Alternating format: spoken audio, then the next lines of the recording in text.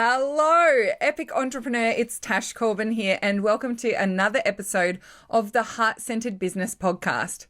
This is episode number 257, which means you can find all the relevant links and show notes over at tashcorbin.com/257. In today's episode, we're going to answer the question, should I be focused on my short-term goals or my longer-term goals? And the answer may be a little different to what you are expecting, so let's dive on in. I'm Tash Corbin, and this is the Heart Centered Business Podcast. When it comes to growing your business, setting goals and focusing on them, there are so many options for us. And it can be quite confusing to know what types of goals to be setting and also what types of goals to be focused on. So I know that there are people out there who say, I don't plan for the long term. I don't set goals for the long term because it's too far away and it's not tangible to me. And so it doesn't really motivate me. There are other people who say, I can't set short-term goals because when I set short-term goals, I'm really pressure myself too much and then I don't achieve them and then I feel disappointed all of the time.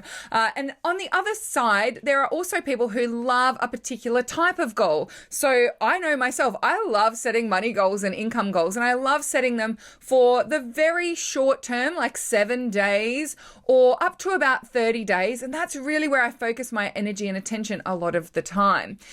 But I also don't want to let go of my bigger goals. So my goal income for 2021 is 1.25 million, the top line income in my business. And I don't want to lose sight of that goal.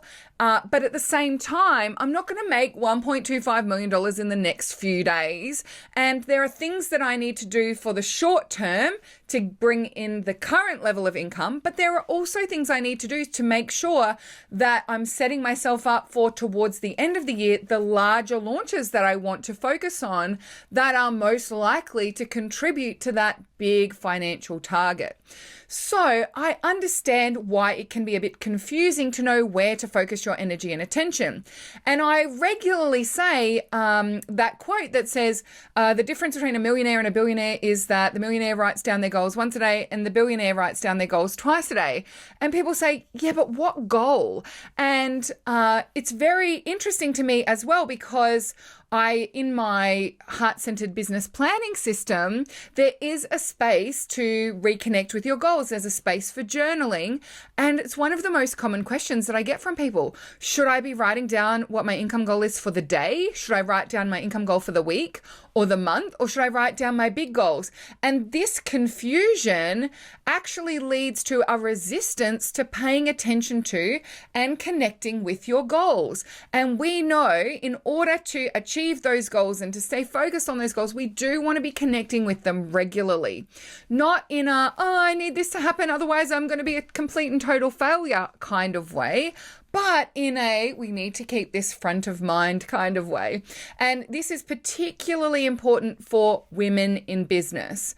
I know there's a lot of rhetoric out there about, you shouldn't be, reconnecting to your goals too much. Don't stay so focused on your goals. Just let it happen. And, don't get so attached to the outcomes.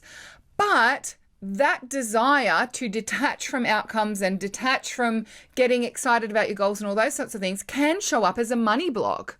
It can come from a space of, well, I don't want to focus on my money goals, so I'm just going to just keep doing what I'm doing and whatever I get will be lovely. And we know that the universe loves specificity. And when it comes to manifesting those goals and getting those results, a consistent connection to your goals and reconnecting to your goals is a powerful way to be very specific. Again, if we think about it in those terms, it can be confusing because do I want to be specific about my $1.25 million yearly goal, or do I want to be specific about I want to have a 100K month this month goal? And the answer is actually, we need both, but we need them at different times. So having a short-term goal and a short-term money goal keeps it close. it keeps it tangible. And you feel like there's a direct connection between the action I take now and achieving that goal quickly. So for me, my short-term goals are generally either a weekly income goal or a monthly income goal. Or if I'm in the midst of a launch, which I am right now, then it's the launch goal. So I have a very specific number in mind that I want to achieve in this launch in terms of the number of people who buy and therefore the income that this launch will generate. And so that is the goal that I'm writing down every day. That is the goal that I'm reconnecting to and ensuring that I've got actions every day that are going to be contributing to me achieving that goal. At the same time, I do have this goal of $1.25 million for the year in my business. That long-term goal is the goal that ensures I stay consistent and I'm focused on growth, and I'm also focused on activities that are going to look after future Tash. Because if I leave the achievement of my $1.25 million year until December Tash is going to be really cranky at January, February, and March Tash because I didn't set her up for success.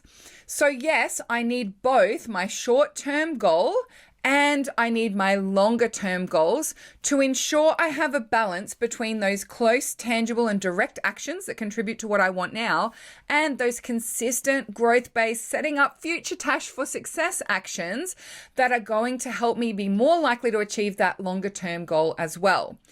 The big thing I want to say here, though, is that my short-term goal focus is not at the expense of my long-term focus.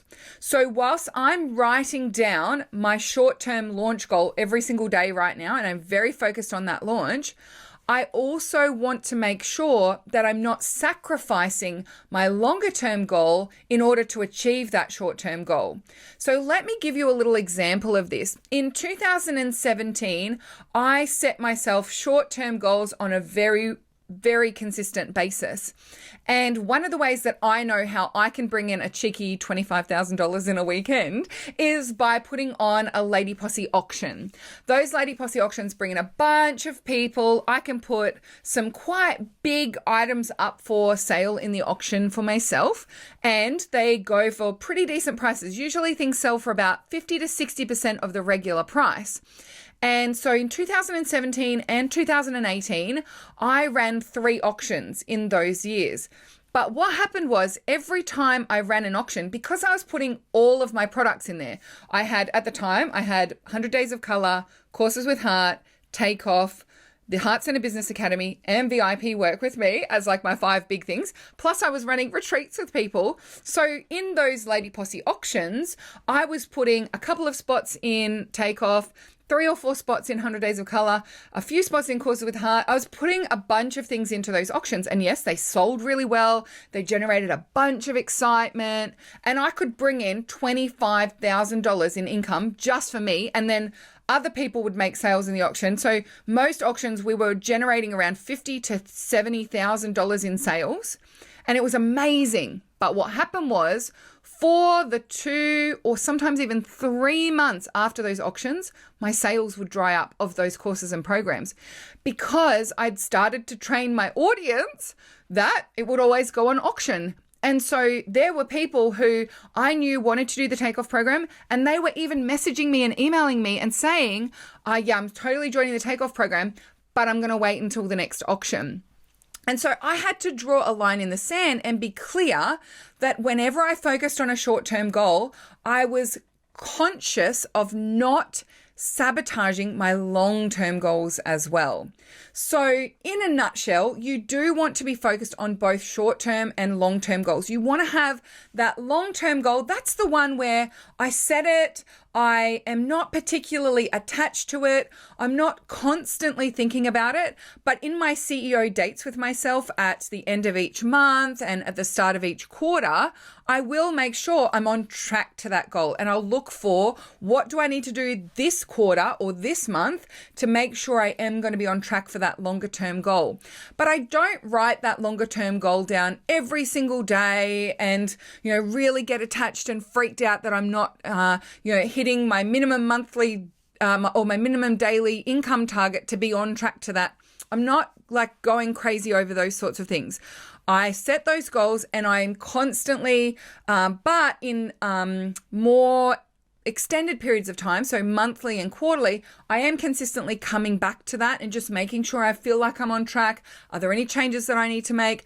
Do I feel like I'm working up to really building that momentum towards the end of the year? So I do check in with that goal, but it's not the goal that I write down every single day. When I'm like on hold or I am having a chat to Davey, I will reconnect with it and just do a little bit of visualizing of what it's going to feel like when I can see that amount on my profit and loss statement for the year as my top line income. I do have little pieces where I'm reconnecting with it.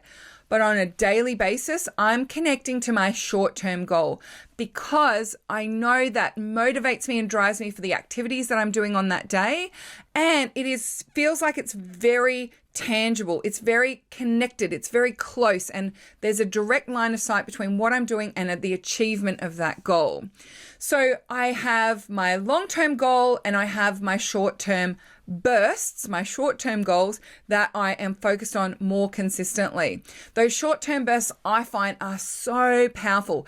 Even if I don't hit those short-term goals, I know that they are stretching my capacity to receive.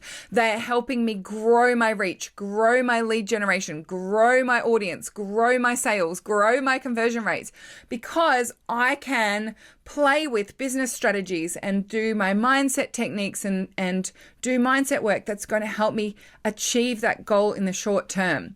Now, it is currently February when I'm recording this podcast episode, and an example of a short-term burst for me is that I am doing my 30-day business blast with my students. So 30-Day Business Blast is a course that I sell via Udemy, and it's actually on sale at the moment for about a week more. It's on sale for under $20. So if you want to come and join us, you can totally come and join us in the 30-Day Business Blast. It is a self-study program. You can join at any time and get started straight away. And there's 30 days of working towards a 30-day goal. So I have my 30-day income goal, and I'm doing that process with my students over the next 30 days because I wanted to have that more committed and dedicated short-term focus and just reinvigorate my connection to setting goals, taking those steps to maximize my income, and also doing the powerful mindset practices that I know help me up level and break through that new ceiling, that new upper limit that might be coming up for me as I'm growing my capacity to receive. So if you would like to try this very powerful 30-day process for under $20, make sure you come and check out the 30-Day Business Blast with the show notes of today's episode at tashcorbin.com/257.